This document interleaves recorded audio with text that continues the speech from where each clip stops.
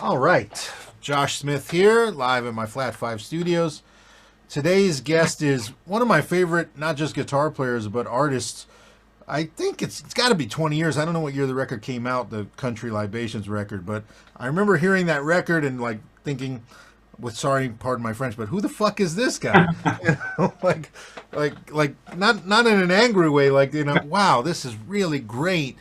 And then just following from afar, and it always seemed like this you had this juxtaposition of this blues guy with all this soul and the singing, and then the jazz head and the heart, which that's like, I mean, I'm always trying to balance all of those things in my mind and in my head and my heart and all that. So it was really inspiring finding you and hearing you, and I've been a big fan a long time.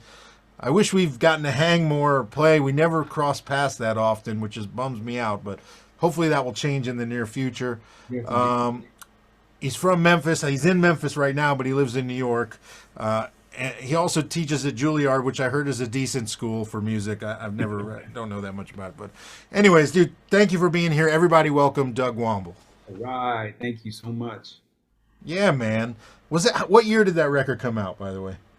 I mean, yeah, it's like I think '03. So Yeah, wow. Yeah. and we recorded it in '02, but yeah, that's been a long time ago. And yeah, it was really fun to have an opportunity to make some of that music. It was kind of weird, like people said, "Well, how do you describe this record?" I was like, "I don't know. It's like if like Ornette Coleman and Robert Johnson got together and went to church, I guess." I don't know. That's a really good description. So for people who haven't heard it yet, that they're going to be running to the stores right now to go. Well, if there were still music If there stores. were still stores. Yeah, exactly. I think I bought it at a music store for sure. Probably Tower, actually. If it had to be Tower, probably It's because it funny, was right. it's long since out of print on physical, so you can find copies on Amazon for like $600. I'm like, who's gonna pay 600? Who has a CD player? Like, None of my cars have them anymore. None of my computers have them anymore. Nothing. It's crazy. But all right, so I start all these interviews by asking everybody about their family situation because it's really interesting to me. I don't come from a musical family. No, nobody plays, especially guitar. So it was really random that the guitar ended up in my hands. How did it end up in your hands? And do you come from a musical family? yeah, my mother was the pianist in the church that I grew up in, and her father was, just a living room guitar player, singer. In fact, I wish I had it with me, but it's at the studio right now. But I've got my grandfather's guitar. It's a 1963 Gretsch Corvette, solid body. And that's the very first guitar that I touched. And so when he passed, I got to take, ownership of that. And, no professional musicians in my family except for my mom who played at our church, but, she was a full-time banker. She did obviously on the weekends and stuff. But yeah, we always grew up singing and listening to music and a lot of country music around and a lot of church music, cowboy songs. So yeah, that was kind of it. But I didn't really start playing. I was a clarinet player in high school, and that was kind of my focus. And then when the summer before college was when I said, okay, I'm going to start really doing more than G, C, and D, and I started getting really serious about jazz music, and I threw myself into it. Wow, not till right before college, Yeah. really, huh? That's amazing. So, what did you go to college for? Clarinet? No, so I had a scholarship. I had a couple of scholarships. One of them was to go to the University of Illinois on like a writing scholar, like composition kind of thing. And then back in the day, if you had, I did pretty well on my standardized tests. So if you Yeah. got above a certain score on this thing, you could go anywhere you wanted in the state of Tennessee for free. So I decided to go to what was then called Memphis State. Now it's University of Memphis. I said I'm just going to do this for a couple of years, and man, I got so into it, and they had a great program here. And then I wound up transferring to a school down in Jacksonville, Florida, where I met a bunch of my people I still play with today. All those guys on that record that you mentioned, we all went to school together down there. So So at North Florida then? North Florida, that's right. Yeah. So I mean, obviously I'm not from Jacksonville. I'm from South Florida, but North Florida, for people who don't know, is one of those schools that you wouldn't think is some great music school in the middle of North Florida, but it really is. It has a great scene there. Yeah, it was great. My teacher was Jack Peterson, who started the Berkeley program in the early '60s. He taught like John Abercrombie and Mick Goodrick, and then he was in North Texas for many years, and then finished his teaching career out at UNF. So yeah, it was great. I dug it. Wow. So then the high school years was only clarinet pretty much? Yeah, but I was obsessed with guitar music. I loved guitar music. I mean, growing up in the '80s, Stevie Ray and Clapton and all that kind of stuff. And then, but I got to see some of the great bluesmen. I got to see B.B. King. I got to see Albert King. I got to see Oh, Son Albert Seals King. and Luther Allison, Gatemouth, and because these guys played Beale Street. Yeah. Yeah. And I couldn't always get into the clubs, but I could stand outside and listen. I was always into it. And then I liked other stuff, man. I liked, like Paul Gilbert and Steve Vai and, Sure. that kind of stuff and Eric Johnson and all that music. I was just into the guitar in general. I thought it was cool. And yeah. Man, well, Memphis, I mean, yeah, like you said, being able to go down to Beale Street and see. So you saw Albert King, huh?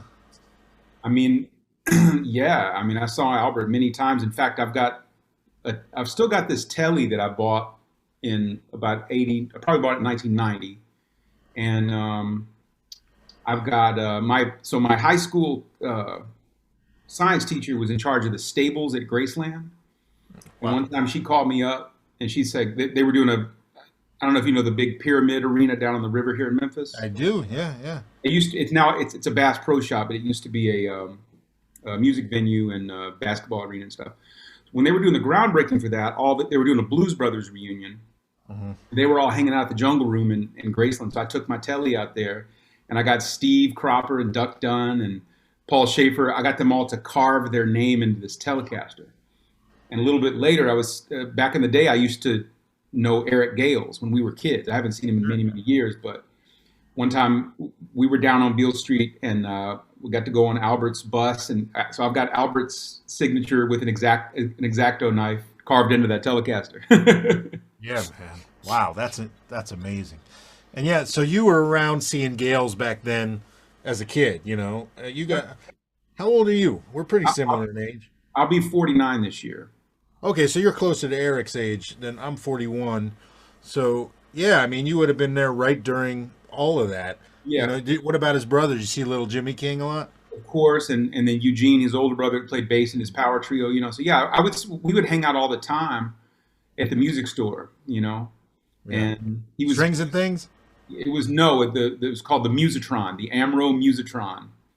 Uh, Although that Strings and Things, back when I was growing up, that Strings and Things in Memphis had the Clapton Brownie strap in there, so I would see that guitar, all the time until they sold it for. I think he sold it for his Crossroads thing, but Yeah.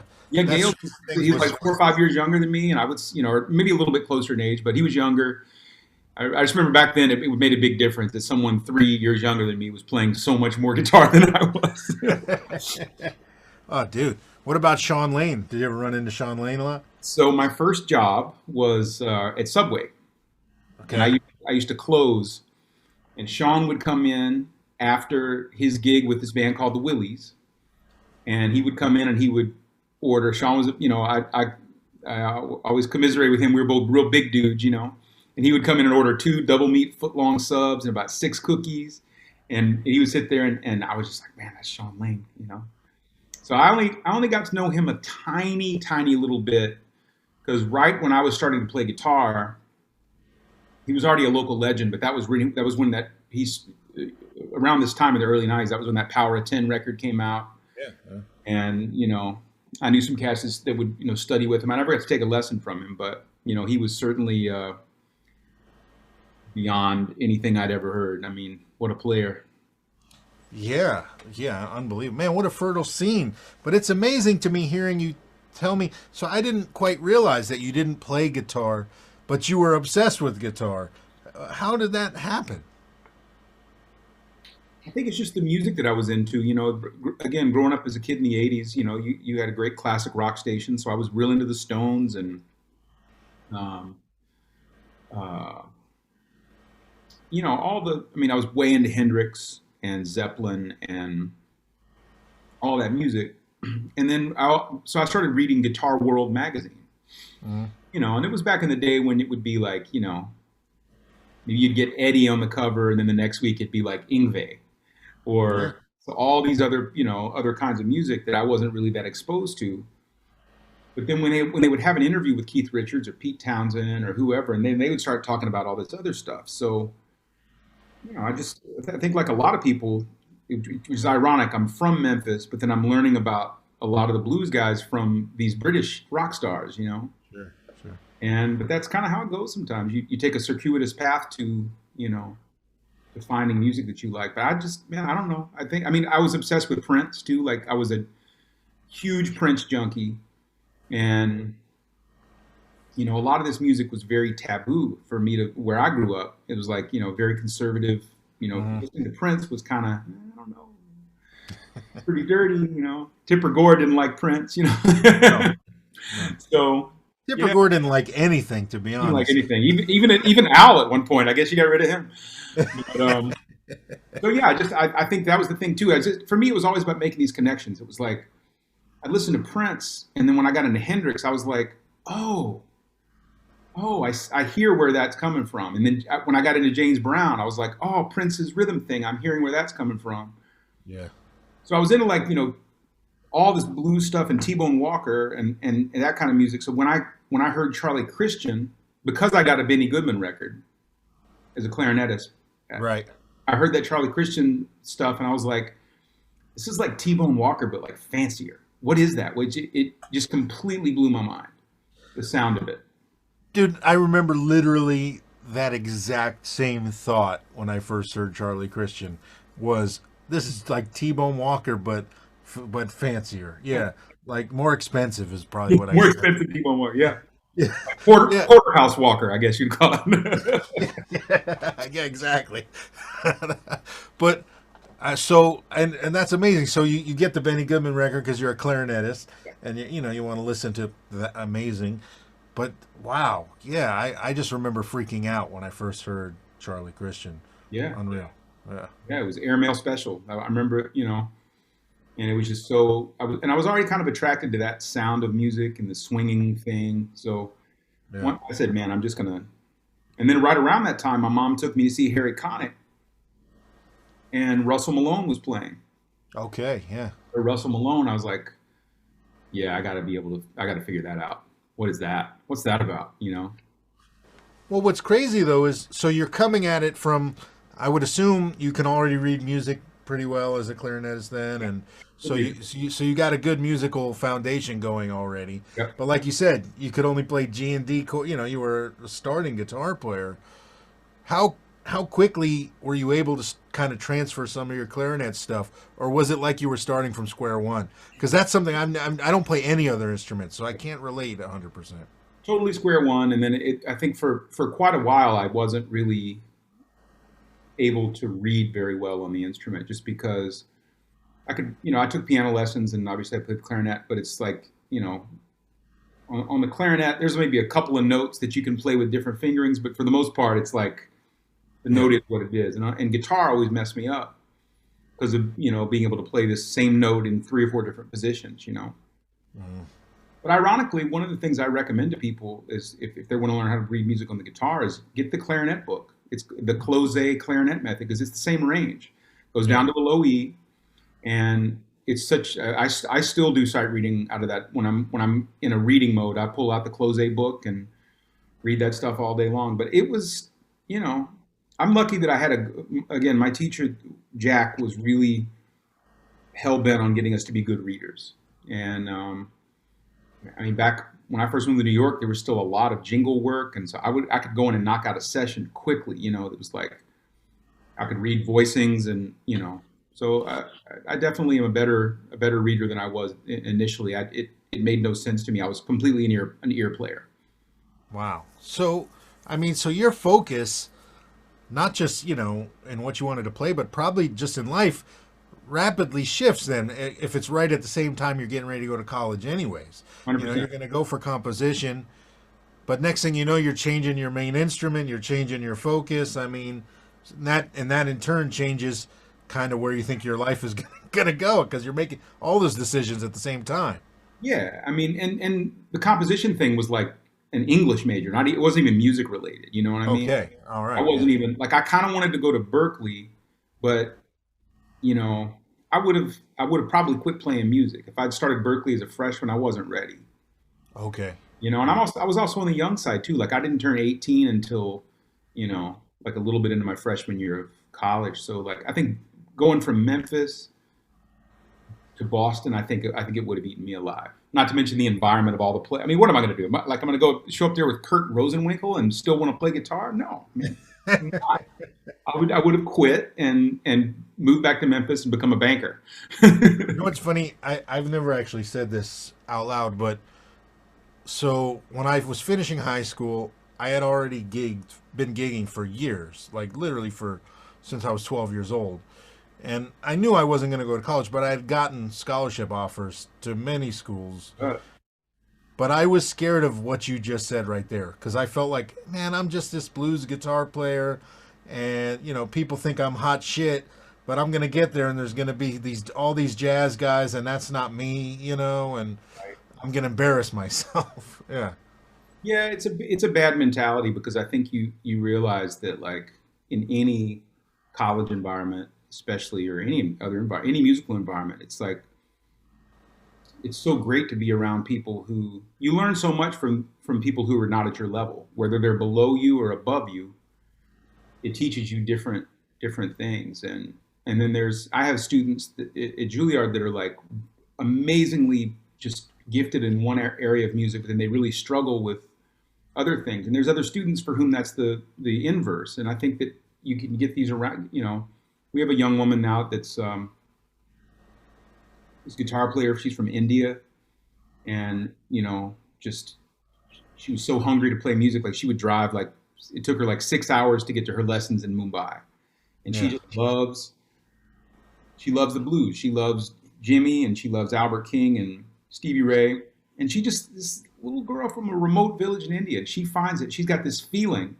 And when she came to school, her harmony wasn't like up to par, but now it is. Because she's been, and all these other people are like learning how to play slow, listening to her, because it's hard sometimes for young people to play slow. So Yeah. I love that. Yeah. Man, that's it's funny like thinking back to the years of the beginning and the just the amount of enthusiasm and hours you put in, and then hearing something like that, like someone driving 6 hours for a lesson because they just need it that much and they love it that much. It's like, oh man, I forget how. Yeah, I'm it's so inspired by them. Oof, yeah, they make me so much practice fun. more. Yeah. So okay, so you're in college, you're playing. What's your first guitar gig situation then?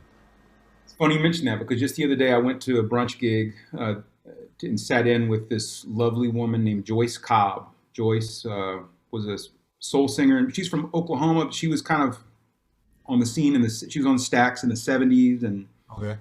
um, just yes, indeed.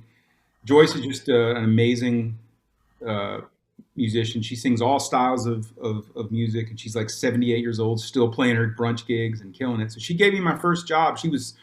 I used to accompany her vocal students at the University of Memphis, and she gave me a gig in 1990 um, down on Union Avenue, this place called Sleep Out Louie's. It was a trio gig with me and her and a bass player and a keyboard player, quartet gig. And she would just call tunes, and if I didn't know them, she's like, "Well, you got a chorus. You should know it by the end of the first chorus."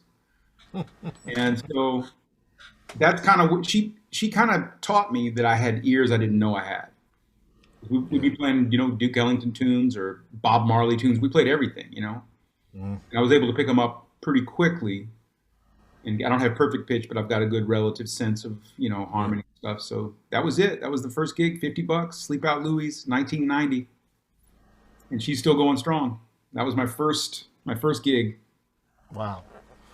And I mean, so what I didn't ask you this, but what did your parents think like when you started diving headfirst more into this guitar thing as opposed to what you were actually going to college for? Yeah.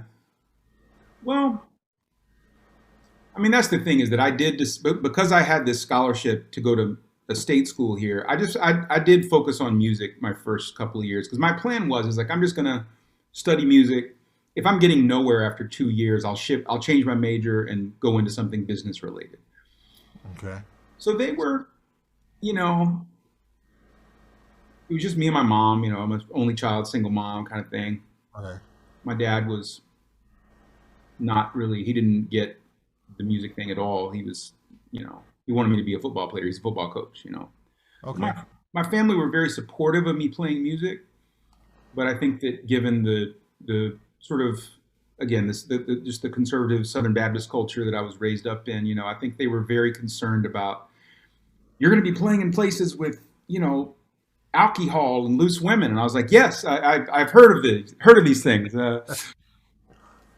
But then once Wow. once they saw that I was doing okay with it, and they saw pretty quickly that I was like, I've always had a good hustle, so I know how to hustle to get work, and they were like, okay, he can actually do this, and I kept doing it, and then eventually they were just like, it was just foreign to them. If you've never seen the life of a freelancer, if you don't know about it, it Yeah. seems really crazy. Like, why would you do that?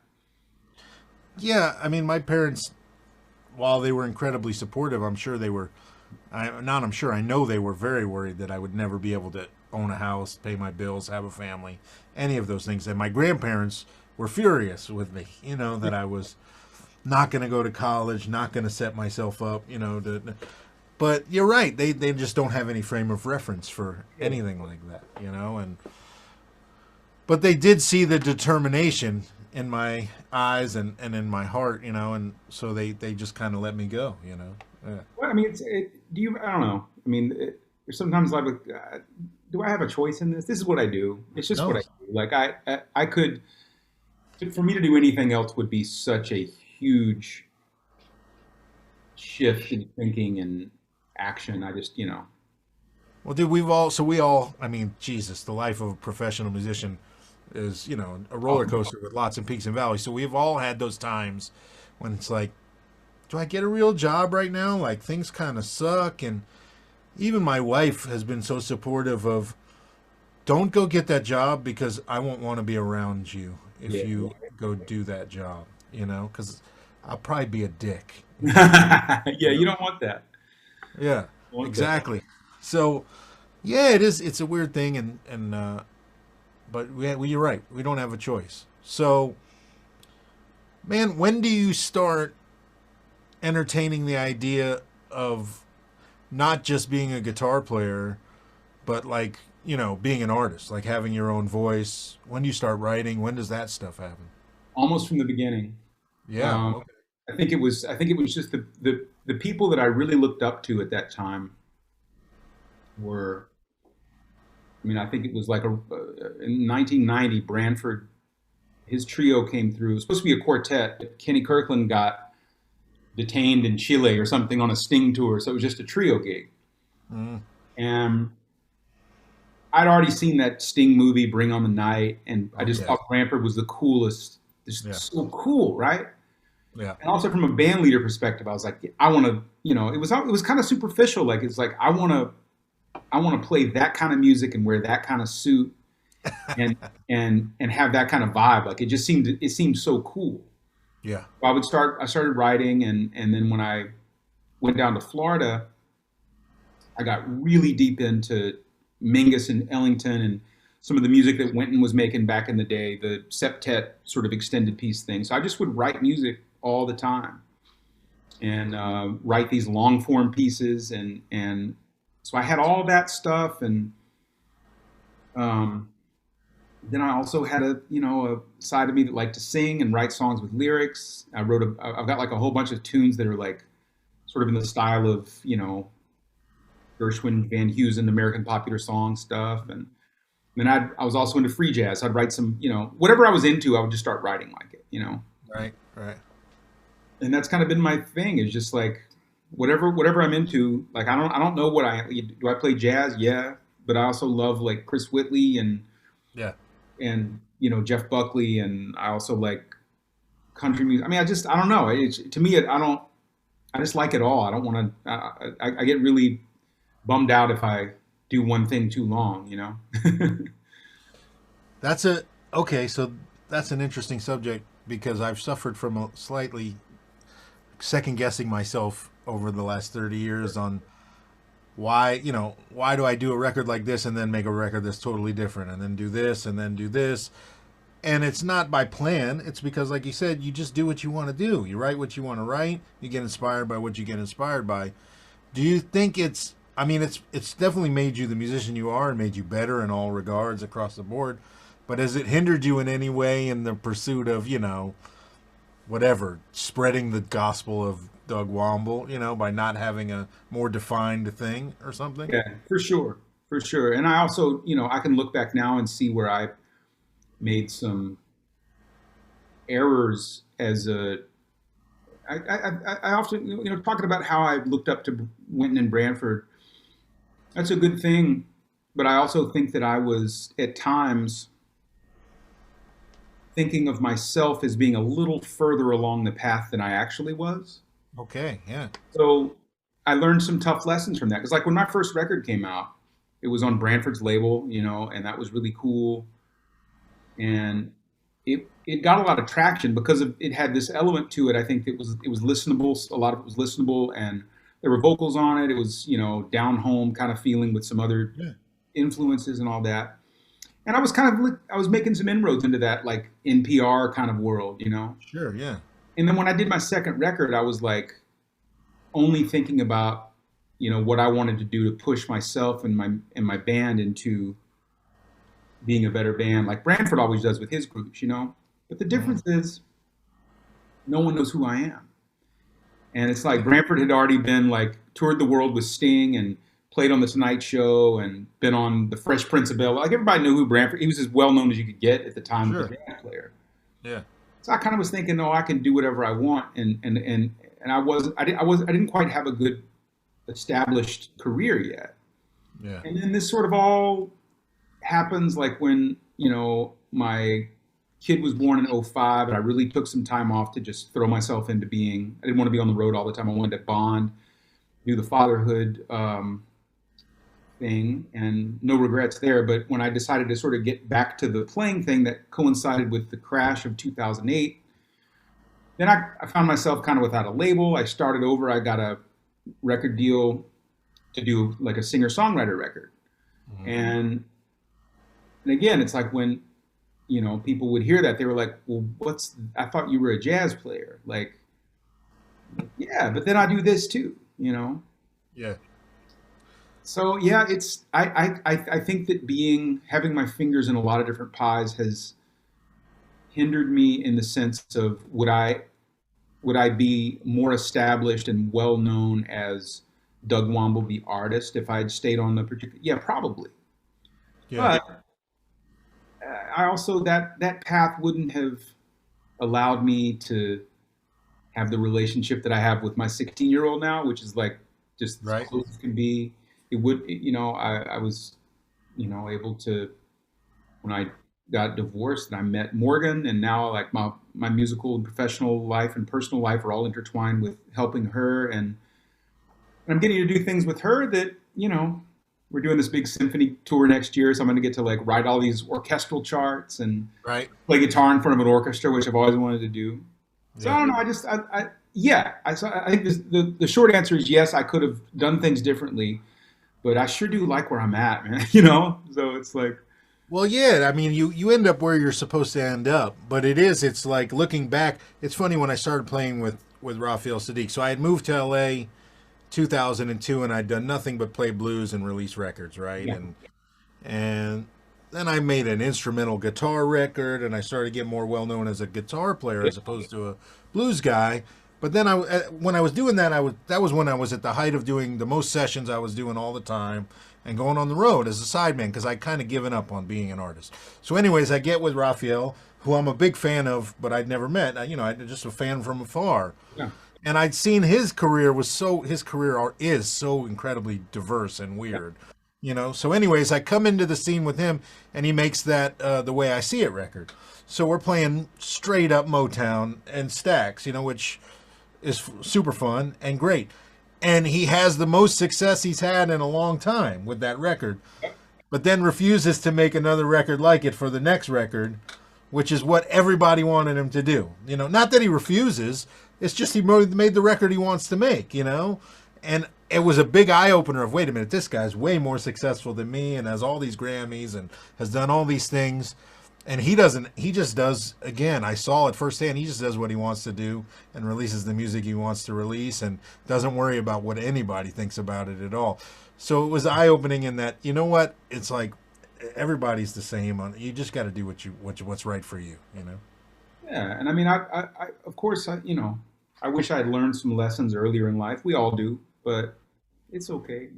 I'm just, I have such a, um, I don't know, my life is so, just after this year, just the fact that like we're still standing, we have Yeah. families that support us, but it was a tough year for people who do what we do, and I'm still here. You're still here, man. It feels good. I feel like there's a lot of good things on the horizon, and we got Yeah. a little ways to go to get out of this darkness that we're in with this pandemic and all that. But I definitely feel an optimism that I haven't felt in a long time, which I'm excited to, you know, and Yeah. I'm excited to just play more. I think I've been such a homebody. Whenever I'm in New York, I don't go out and play, and I'm starting to do a little more of that. Starting to get out there and play some more jazz gigs, book some 55 bar gigs and smalls, Yeah. and do those kind of things to just to get a little more on the creative music front. I miss some of that stuff.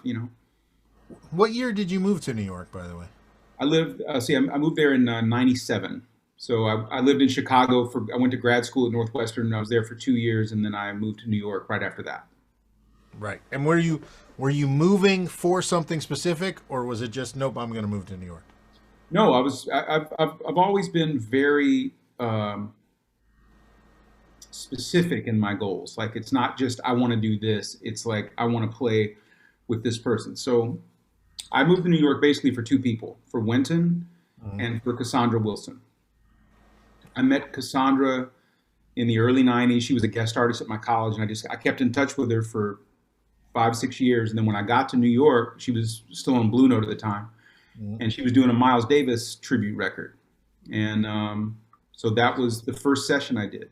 Like I was in New York for a month, and I got a gig with this other great singer named Madeline Peyroux, and we went on the road opening up for Sarah McLachlan in like 1997. That was the first time I've done a bus tour of playing arenas and all that kind of stuff.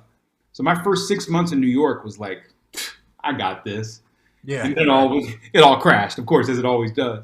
Yeah. But that was it. I mean, I called Wynton when I got to town, and we started doing stuff. He started hiring me to write, to play guitar on occasion, and so it was definitely I moved there to work with those people, for Yeah. sure. Did you meet Winton through Branford? Who did you meet first? I met Branford first. Right.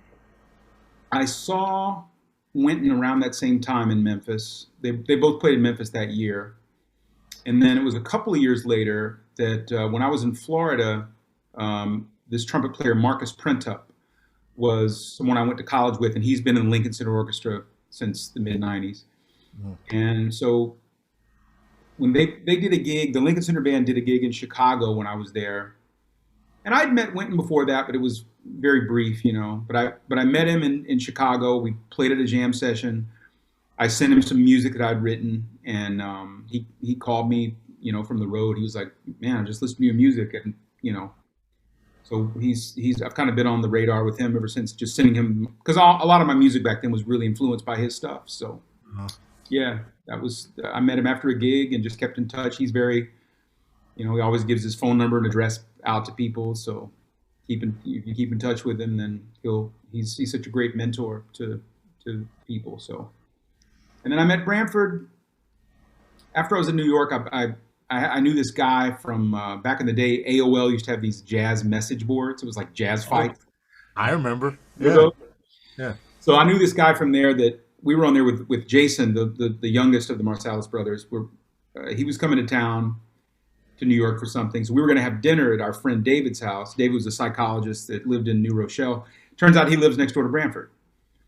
So we go over to Branford's house. I talk a little bit. And at the time, I had been kind of I was meeting with this guy from Atlantic Records who was coming to my gigs all the time. And he was kind of hemming and hawing. And I got a demo deal with Blue Note that didn't pan out. So I was talking to Branford about all this stuff, and he was like, "Well, man, why don't you send me your shit? I'm starting a label. I've heard of you, but I've never heard of your music. So if it's terrible, then I'll just tell you that you need to practice more." And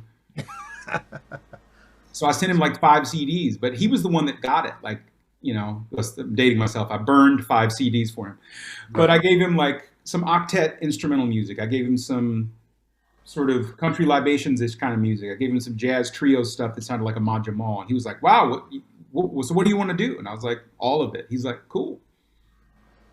And then he said, "This one I really dig. This one of this live gig where you're playing like with a fiddle player and you're playing like Johnny Cash meets Ornette Coleman. Like let's do that." I was like, "Great, let's do it." So that's kind of how that happened. Man.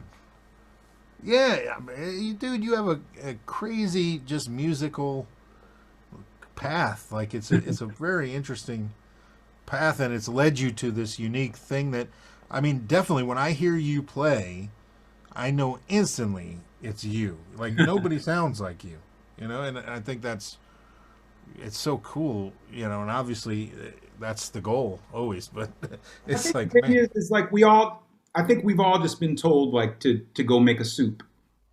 And we've yeah, all got the basic same ingredients, but I could give you the same 10 ingredients that I have, and your soup is going to taste different. Even though we're going to be coming from the same recipe, yeah. the way you season it is going to be different. And that's the beauty of it is we find, especially as we get a little older, when we move out of our emulation phase, yeah, this is what I sound like, for better or for worse. And I'm always trying to get better at that, but I can't run from who I am.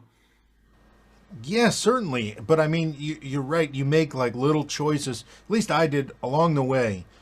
There were all these little moments that now ring so clear, and I remember them vividly, of like left turns that were really intentional. Yeah. Like, oh, I've never done this before. This sounds more like me. I go further. This and then go further. And it was like I I don't know that I knew it as clear at the moment, but I know it now, looking back. All those little moments. Yeah. Mm. Yeah. Crazy, man. Let's jump into these 10 questions. Do it. Fire All away. right. Number 1. When you started learning and playing guitar, at least, what was the first riff or lick or something that you got under your fingers that you were so amazed that you figured it out? It, like, set the hook, lit the spark, whatever. You know that feeling. I can't believe I got this. Um, I can think of two things. One of them was like, I realized that as I started to play the instrument, I had all this information in my ears that once I figured out the decoding ring of my fingers, that I could just play things that I'd never played before, but it was already in my brain. So there were two things that I figured out. One was um, I think it's Can't Buy Me Love. Is that the one? Don, don, don, don, don, ding. Yeah. I Yeah. was just like, oh, that's that. I can play that. And the other one was Badoo Badoo Beba Bebop. Ah, well, you need. Yeah. Because I was really into this Kenny Burrell record where he played Well You Needn't. I was learning that solo. And so I learned Well You Needn't. And I was like, oh, I see how that works. And it was like, I might be able to do this. Like something about it made sense. Even though I was looking at the time, I didn't see the fretboard as the interlocking shapes of voicings and notes and everything. I was just looking down and said, "Oh, that sound looks like that. I could do this." Hmm. Crazy. Yeah. Those are two very disparate things too. Well, there you go. That's me in a nutshell, right? Yeah. Well, you need it and can't buy me love. Uh, Featured on my new album, "Can't Buy Me Monk," the music of Lennon, McCartney, and Thelonious. that'd be hey man, you just found the next theme. There you go. Okay, so along the same lines, number 2 is: do you remember the first solo that you ever had to learn note for note? One that just moved you so much. Yeah, it was uh, Kenny Burrell. Yeah. Kenny Burrell on Freight Train. Ooh. That the record with John Coltrane. Yeah. I learned the melody, which Tommy Flanagan wrote, Yeah. Yeah. and I can still this to this day, you know, Kenny Burrell, pep boo, ba doo doo doo doo, Yeah. pep boo, ba doo doo Yeah. doo doo, and when I learned that, oh man, it took me a long time because that tempo was above my ability at the time. But yeah, that one was the one. Dude, that record was so important to me because I found it at a time when jazz felt like something like I'll never unlock. You know what I mean? Like, nah, I just play blues and blah, blah, Yeah, blah. And I bought it literally at a truck stop off a tape spindle. You know what I mean? And it was the first jazz that I could like hear myself actually like I think I could play that. You know what I mean? Like, and it was because obviously the tunes were more like up my alley, but it was that monumental for me. Yeah, well, definitely. Kenny's so rude. I mean, that's the thing. It's like that kind of jazz guitar playing to me is everything. You know, this as history has gone on and the the sound of like the straight eighth and the delay pedal, beautiful stuff. But like that kind of sound that's rooted. You can tell that Kenny had all this other. I mean, he's from Detroit. He had the blues in him. You know, played on Mhm. James Brown records. Like he just had like so much going on. Yeah.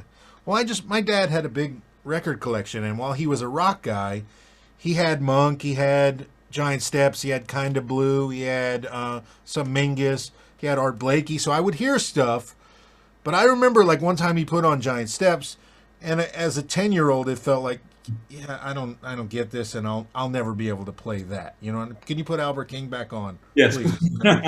And so when I heard that record with Kenny and John, it was like, wait, this is the same guy from Giant Steps, and I can relate more to this, and it was a kind of a gateway for me. Yeah, Did it. yeah. What's the first thing you play every time you pick up a guitar? Your hands go autopilot anywhere. Yeah. Um, I I generally uh, play. So so if you're like an A flat seven chord, right, where you put your middle finger down on the A flat, and then the seventh, the third, the sharp 11, and then the open E string is your sharp five. It sounds Okay. like a monk chord. Yeah. So I pretty much always I hit that and I go, and yeah, almost every day. That's what and then I do. I've got some warm ups that I do that are picking things. But yeah, I generally play that. That's the first thing I play is A flat seven flat five sharp five.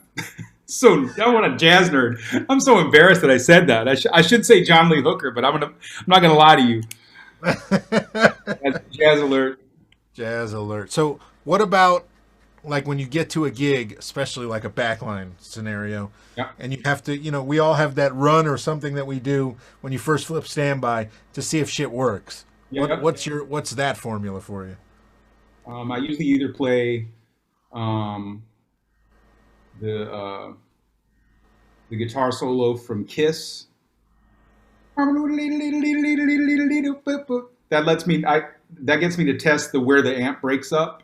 Uh huh. I want it to be really clean. I want the clean sound to be unimpeachable. So I either play that or I'll play um, like a Born Under a Bad Sign lick, like ba ba doo da doo bow ba do boom. I'll play that. Nice. Oh man. Again, it's all coming into focus for me now. Why your music sounds the way it does, and why you do. All right, number 4. This one I'm curious.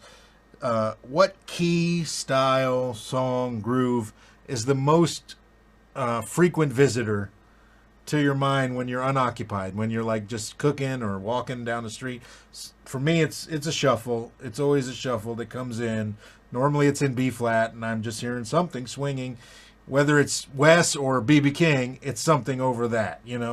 What are you hearing most of the time?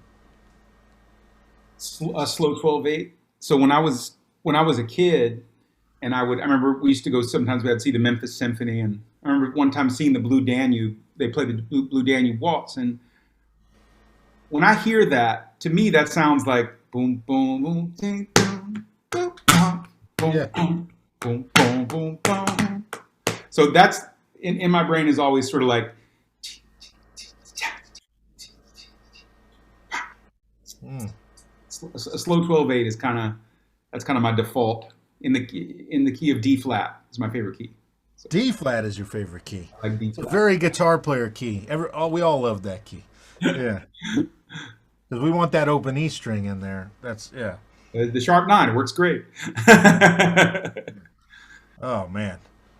Yeah, it was such a Jimi Hendrix key. You know what I mean? Totally. It's yeah.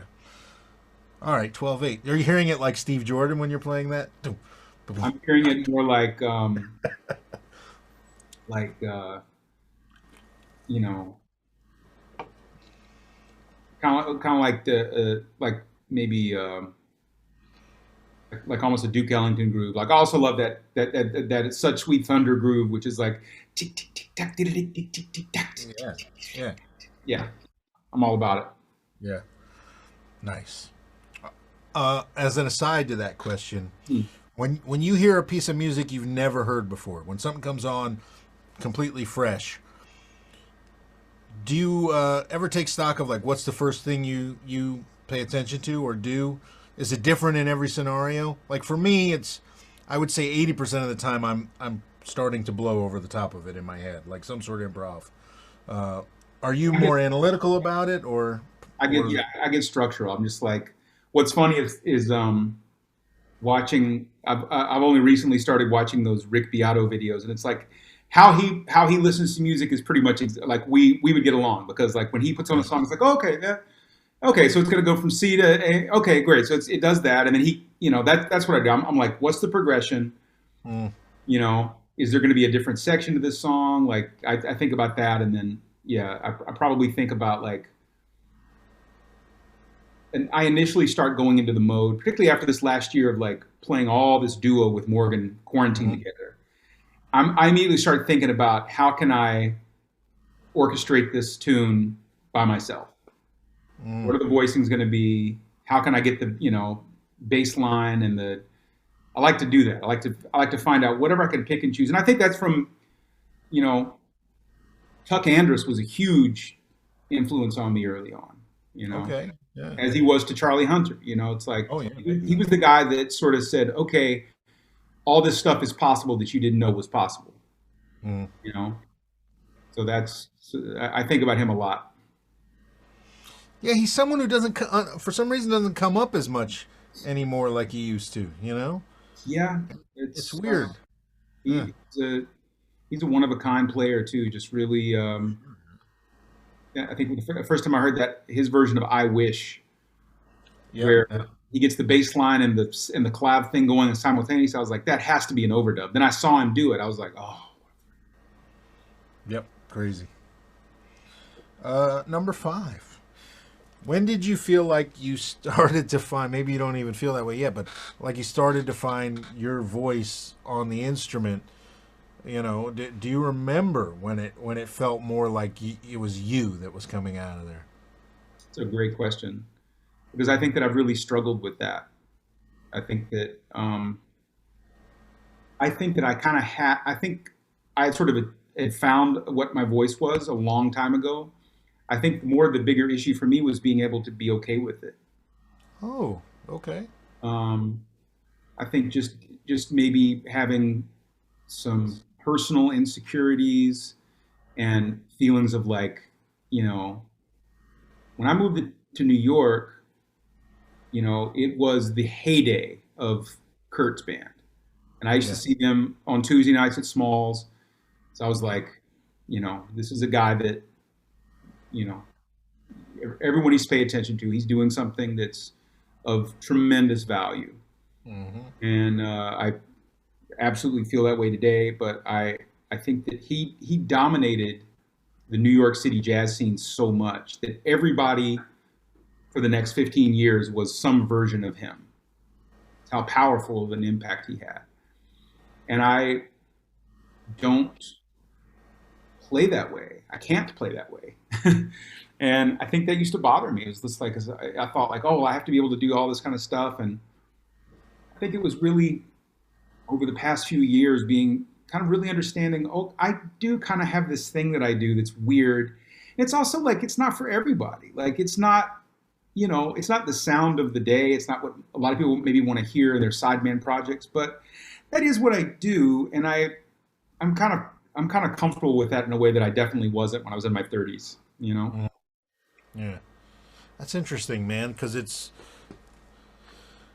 one thing, yeah, to know that you found something, but yeah, do you want to? Is that are you comfortable with it? That's an interesting thought that I've never quite considered.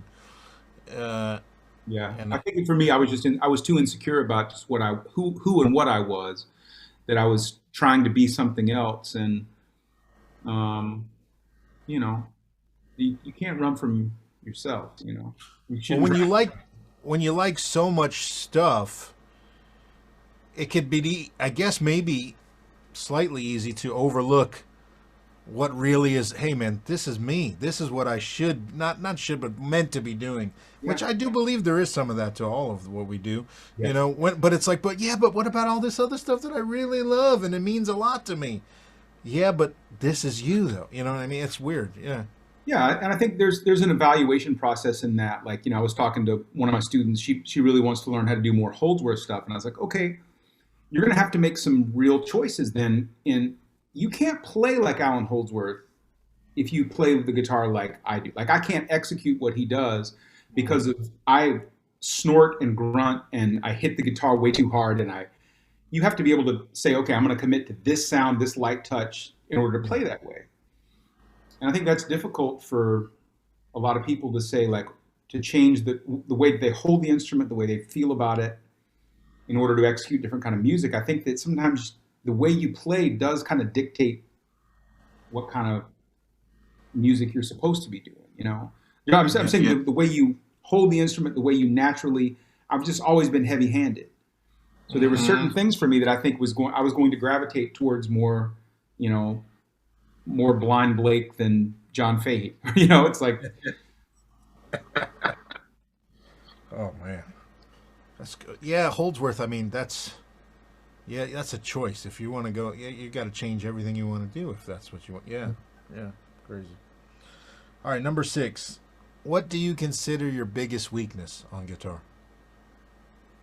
um, alternate picking. Okay. Yeah. I Again, it's kind of related to the other question, but like, I pretty much believe in the power of the downstroke. Yeah. I think that, when you listen to Charlie Christian, I just try to use alternate picking only when necessary. Like, Yeah. especially when I'm playing like mostly anything. I like the sound of a downstroke above all else. 100%. I'm with you on that. You know what I mean? And then I think that, like, as a, in certain kinds of music, I've always just been, I always, at least in jazz, I compare it to like, and there's lots of great recordings of them playing together. So you can hear like the Clifford Brown approach versus the Sonny Rollins approach. Okay. So Clifford Brown, to me on the guitar, is like Pat Martino. And it's just like, or Benson, that kind of beautifully articulated alternate picking thing. Mm. That's not really how I hear more like Sonny, which is so Yeah. I'm Yeah. all about the smear and the all those kind of things. Like, that's so when it comes to like playing, like, I can play at any tempo, but if it's 400 BPM, I'm not gonna rattle off Pat Martino eighth notes. I'm gonna approach it like Louis Armstrong. Mhm. So that's, I think that like alternate picking and having like a really precise approach to the instrument is definitely not something that I'm great at. That's my biggest weakness. Poor technique. Huh. Do you think it's slightly a choice as well, though, to some degree?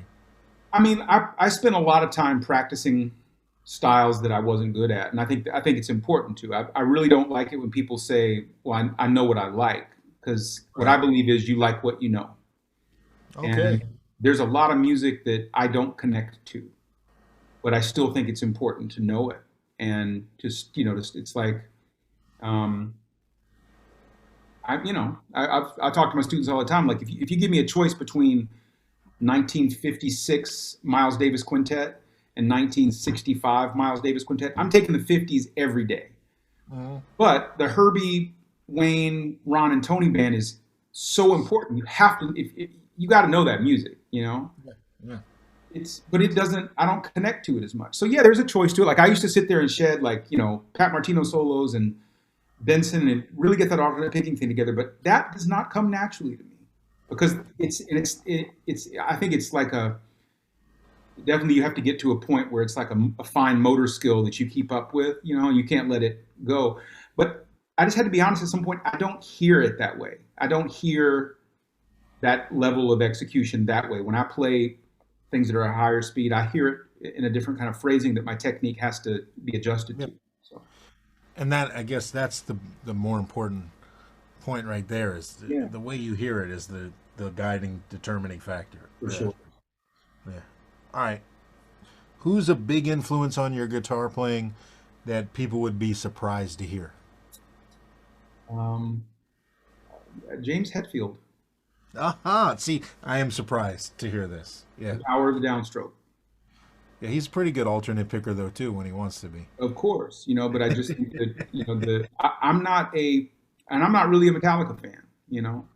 Okay. Music I Okay. grew up really digging. I mean, I had a dude who was in my homeroom for several years that was like way into Ride the Lightning, and I All dug. that was see, all my friends were Metallica friends. Yeah, So even if I wasn't super into it, I heard it all the fucking time. And it was one of the first concerts I actually ever went to. I don't know how my parents let me go to because it was before the Black Album, and they were big but not huge. sure. And I could have got my ass kicked in that mosh pit, but but it was great. I liked the concert. The concert was great. Yeah. I mean, so I think it was watching that documentary, The Some Kind of Monster, and I was watching them rehearse with those bass players, and I was kind of like, I kind of got a hint into like how difficult that music is to play. Like it's a thing. It's not my favorite thing to listen to, but I was checking out just his power Mhm. of how he plays downstrokes, and that really it made me think about certain things on the instrument a little bit differently. Yeah. So yeah, it's probably the wackiest wackiest Doug Wamble influence, but yeah. Yeah, that's a good one though. It's a good answer to that question. You're the first person to say James Hetfield. Okay, cool.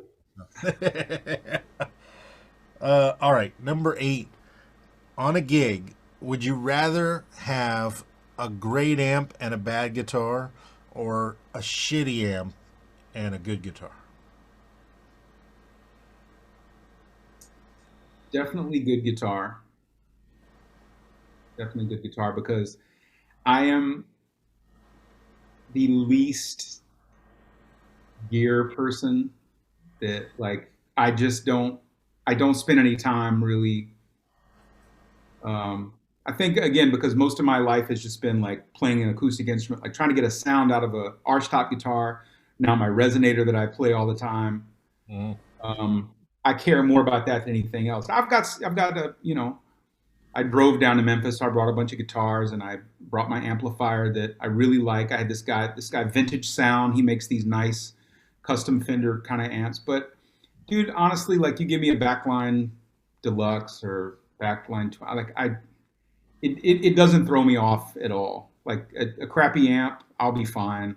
I'm not I definitely can't tell the difference between Eveready and Duracells in my tube screamer. I'm not that guy. Ah, Looking at you, Mr. Johnson. yeah, yeah. You know what though? He's not crazy. No, he's not. But I don't. But I'm just saying I don't have those ears.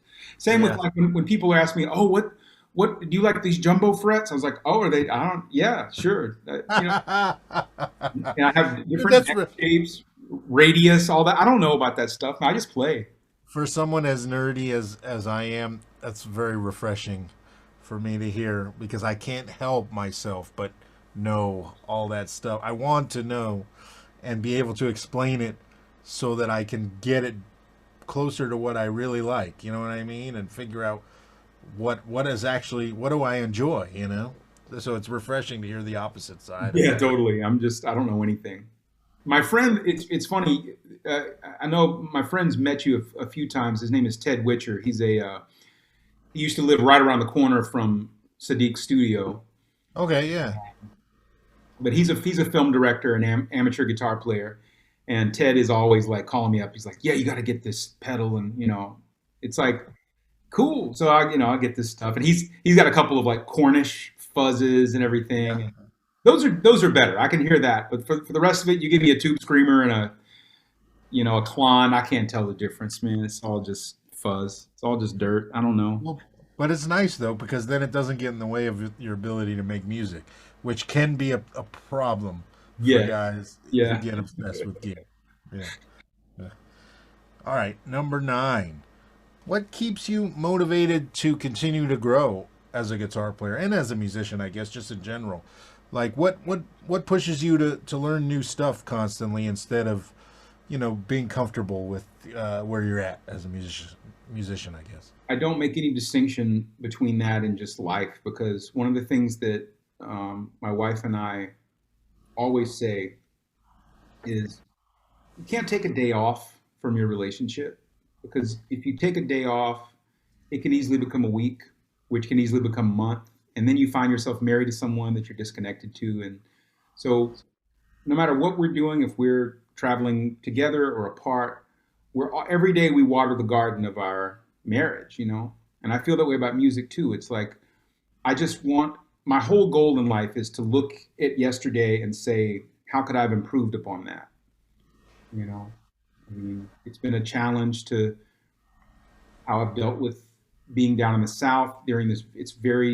Hmm. It's very contentious, and some people will, make snide comments if you got a mask on, everything. But I'm always thinking about, okay, how can I deal with that in the best possible way? How can I be a good human to someone who's maybe not being a good human to me? Yeah. I'm not a Buddhist, but I try to act like them because they seem to have a lot dialed in. So that's kind of, and with music too, it's just like I try not to be judgmental about things. Like if I hear something that I want to investigate, I don't really care where it comes from. I I heard a track the other day on the radio by um, uh, Camila Cabello. Yeah. Not familiar with her music. I've seen pictures, and I was like, oh, this is kind of a hip little tune. And Mm. I dug that. And then if I hear whatever it may be, I'm always just trying to figure out, something that I couldn't do yesterday. Can I do this today? And Yeah. really understanding the impatience of youth, I think, is difficult. Once you get a little older, you realize that making this much gain in a day seemed like nothing when you were 25. But if you can do a little bit better by the end of a month, you've come this far. And I I like to do that in music. Just try something new, learn something new, check out a tune, learn a tune that I don't like. you know, See what I learned from it. Well, learn a tune that you don't like. That's something also that I like to do. Not just learn a tune I don't like, but specifically listen for something. Not to make myself like an aspect of it, but just find something that I like or respect about Yeah, something yeah. that initially turns me off. Yeah. That's the thing, and I think again, taking that lesson to humans and just being like, there's a lot of people that I don't really like the way they are, but I want to try to find where's the common ground that I can share with this person who Mm, clearly looks at the world differently than me, and because we still have to live on it together, and I'm not going to compromise my views on race or anything like this. It's not about compromising your beliefs, but I'm just saying if we're going to be that different, it's like when you get on the bandstand with someone and they're not a generous musician. How yeah. can I make that? How can I make that okay? What can I do to make the situation cool? Yeah. And I fail a lot at that, but I'm always trying. It's a healthy outlook, man. They're well adjusted. Well, I'm trying. A lot of therapy. A lot of therapy. All right, number 10. Yeah, Where do you want to be then in 5 years? Are you a guy who makes specific goals for yourself? yeah. Or, are you more fly by the seat of your pants, go where inspiration leads? I mean, definitely a healthy balance of both, but I definitely feel that, in over the next few years, I've really got um, some creative projects that I'm gonna be working towards. There's a friend of mine that's working with a dance program in New York. I've always wanted to compose music for a choreography piece of modern dance. Um, I'm gonna. I've got this incredible relationship with my wife where we make music together, and I get to execute a lot of things through her career that are great, and very fulfilling. I've got to come up with like a 60-minute extended piece for the Lincoln Center Jazz Orchestra. Um, and I get to pick whatever. I don't know what I'm going to do yet. So I've been thinking about that. And I was supposed to make a record last April, but COVID postponed. It was sort of like, more of a, a country libations, like that path of like you know, finding the intersection of Ornette Coleman and Chris Whitley and Willie Nelson, Mm. finding that kind of stuff. And I mean, I've definitely, you see my hat, like my mule resophonic it's the guitar I've been searching for my whole life. Uh-huh. So that guitar inspires me every day because I'm like, this isn't what I want to sound like. And I Yeah. finally found someone to make the instrument that does it. Well, it's cool because from an outside, I have one obviously, but I don't use it the way you do. So from an outsider's perspective, watching you with that guitar, it seems like it's made it easier for you to drop yourself into all those situations and even more retain. Oh, it's just you on top of all those situations. Yeah. I can make that thing sound like Son House or Kenny Burrell. Yeah. And that's kind of what's the weird thing about me as a musician, that I finally found someone to make an instrument that really I can take one guitar and I can play slide, I can play bebop, I can do whatever I want on it, and it works for everything. Yeah. So that's I think I definitely want over the next few years to get back to playing more in the jazz tradition, because it's certainly what made me fall in love with music more. And you know I've I've been definitely changed by teaching, has made me such a different musician, and it's made me see my place in the world differently. Being a parent, all that stuff. Yeah. That's always what I'm just trying to be a little bit better than I was yesterday. Yeah. Well, that's again a very healthy attitude. Ah, Yeah. Dude, that's the end of the 10 questions, but I had one yeah. extra question for you. When you work with your significant other as much as you do, when it comes time to make musical decisions and an argument arises, who wins? I you know it. She's the boss. I asked Derek this question too, Yeah. and he says that Susan is the boss always, but I don't know if that's 100% true. Morgan's band, and where we'll get into it is like huge decisions we don't fight over. We will fight over a note when she'll be like, you know, I'll get into a little bit. There's things that don't bother her. She's got incredible ears. I mean, she's, you know, got a degree from People who don't know, they need to listen to your wife sing because she's incredible. So she's yeah. remarkable, and she can sing any style of music. She's great. But when she starts layering in background vocals and stuff, there's times where I'll be like, that the chord is, and she'll be like, well, I don't mind. And I'm like, we'll fight over those things, but Uh, we're, we, but it's always fun. It's just funny stuff. Like, or she'll, like right now we're doing this thing that's a video project. So she's like, very obsessed about what I'm wearing, and I don't have any dominion over that. It's like, put me in something that doesn't make me look like an idiot, I'll be fine. well, what's funny is our wives always have some opinion on what we wear, anyways. But it's different when they have an opinion on what we wear in a professional setting. Yeah. Yeah. I Yeah. mean, I think we were very prepared for the COVID year because we spend all of our time together on a bus, on a plane, in a hotel. So COVID was actually not that big of a difference for us. And we genuinely love each other's company. So I'm very lucky. That's very cool and very interesting because I've found not that it's the opposite here, but definitely this is the most I've been around my wife and son for long stretches of time in 20 years. Yeah. You know what I mean? So they're probably fucking tired of me Yeah. It sometimes. happens. Yeah. Yeah. Dude, Well, that's it, man. We made the end of the 10 questions. I'll Oh, good. have I'm links. still Oh, here to say hi. nice. Well, dude, I'll have links to everything Doug Wamble down in the description of this video. Thank you, man. And if you're not a ruler, you should become one, or at least subscribe to the YouTube channel by hitting this button here, probably. But dude, thank you for doing this, man.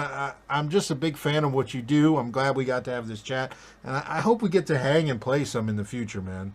Dude, I'm gonna try to come out west sometime before the summer's up. So we'll have to make a hang. Well, please let me know if you get out here. You got to come by the studio and just hang out. Let's do something. Sure, man. Absolutely. Thank you Well, so much dude, for having me. thank you for doing this, and have fun in Memphis. All right, brother. Take care of yourself. All right, Doug. Talk to you later.